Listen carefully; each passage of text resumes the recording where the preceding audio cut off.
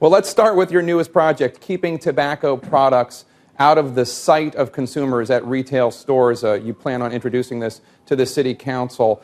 Tobacco, of course, is very deadly, but it is perfectly legal. Tell me about your goals for this. Well, smoking is going to kill 1 billion people this century around the world, and the tobacco companies target kids, and they target people in the less developed countries and people who aren't as lucky as you and I, who may be just starting out at the bottom of the economic ladder. What we're trying to do is to continue the record reduction in smoking. In New York City, we've brought smoking among teenagers down from 18% to 8%, but the bad news is for the last 3 years, it's sort of stagnated at that level. And smoking is going to kill these kids. It's going to leave them with not the great career prospects that you'd like, not the education that you'd like. As adults, they're very likely to smoke if they smoke as kids, and that's going to shorten their lives and reduce the quality of their lives. So smoking's a very big deal.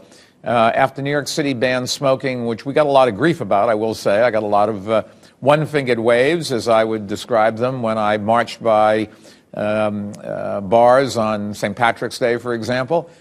Today, you march by a bar on St. Patrick's Day, and everybody seems to love you.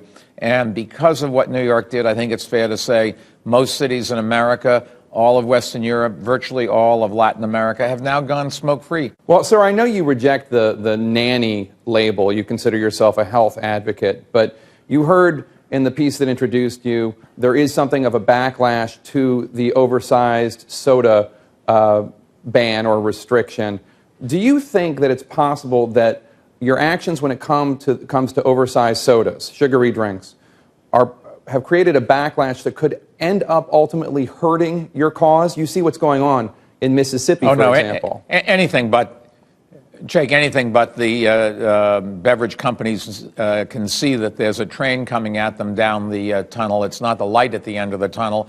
Obesity is going to kill more people than smoking this year in New York City.